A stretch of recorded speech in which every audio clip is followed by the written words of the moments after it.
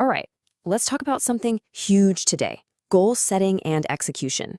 We're going to dive deep into how you can take that thing you're always thinking about, that wish, and actually turn it into something real. So, you've got this big goal, right? Something you're super excited about. But maybe you're feeling a little bit stuck. Like you know what you want, but the how feels kind of fuzzy and overwhelming. We've all been there, and that's exactly what we're going to fix.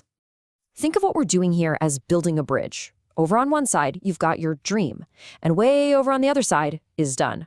We're going to lay down the planks, step by step, to get you across. So here's our game plan. We'll start by turning that wish into a real plan of action. We'll use something called the Smart Plus Clarity Boost to make your goal crystal clear. Then we'll give you an execution toolkit for the day-to-day grind. We'll even map out your week, and then we'll get you started on a 21-day challenge to make it all a habit. Okay, let's get into it.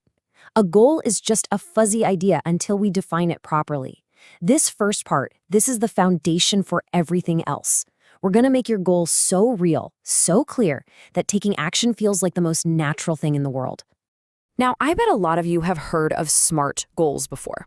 It's a great place to start for sure. You want your goal to be specific, measurable, achievable, relevant, and time-bound. But honestly, that's just the beginning. We're going to add what this source material calls the clarity boost. And this is the real magic. First, why does this goal matter to you? That's your motivation, your fuel. Second, what is the exact next physical action you can take? No more guessing, this is how you kill procrastination. And third, when and where are you going to do it? This creates a trigger, an automatic starting pistol for your new habit.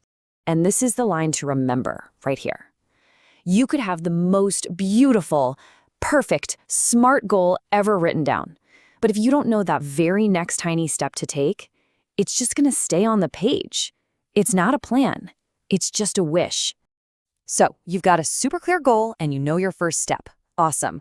But how do you keep that fire going day after day? Well, you need a system. You need your own personal execution toolkit. Let's keep it simple with 4 rules. Rule 1, just focus on one main goal. Seriously, don't spread yourself too thin. Rule 2, make it visible. Put it on a poster, make it your phone wallpaper. You want to see it all the time. 3, track your progress. A simple checkmark each day builds this incredible momentum. And 4, plan for trouble. Have an if-then plan for when things get tough, and we'll talk more about that in a bit. Now, for consistency, there's this brilliant little trick called habit stacking. The idea is so simple. You just link the new habit you want to build to an old habit you already do automatically. It's like your new habit gets a free ride from something you already do without thinking. For instance, you already brush your teeth every day, right? So you just stack your new habit right on top of it. After I brush my teeth, I'll read 2 pages. Or, after I get home from school, I'll do 1 Pomodoro of studying.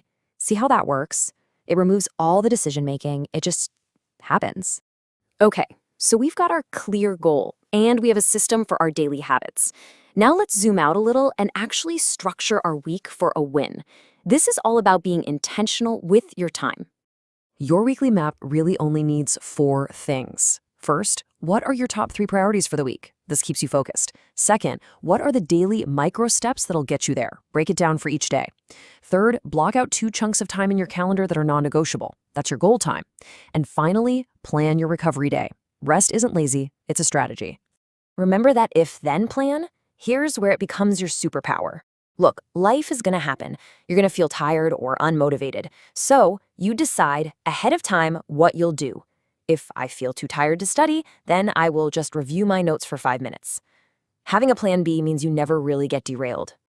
All right, here we go. This is the moment we pull every single thing we've talked about together. It's time to stop learning and start doing.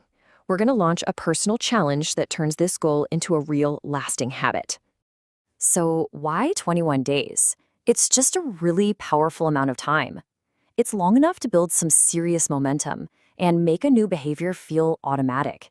But it's short enough that it doesn't feel like this impossible mountain to climb. Think of it as the perfect launch pad. And setting this up is so easy. Step 1, pick one simple thing you can track. Step 2, decide on a daily minimum, something so easy like 5 to 20 minutes that you can do it even on your worst day. Step 3, plan some rewards for yourself. And step 4, find a support person, someone you can check in with. Seriously, accountability makes a huge difference. Just take a second and really look at this. What would you put in that blank? For the next 21 days, I commit to meditating for 5 minutes, or practicing guitar, or going for a walk. This is your commitment. This is where the change actually starts. So, what is your next action right now? Let's make it easy. Choose one.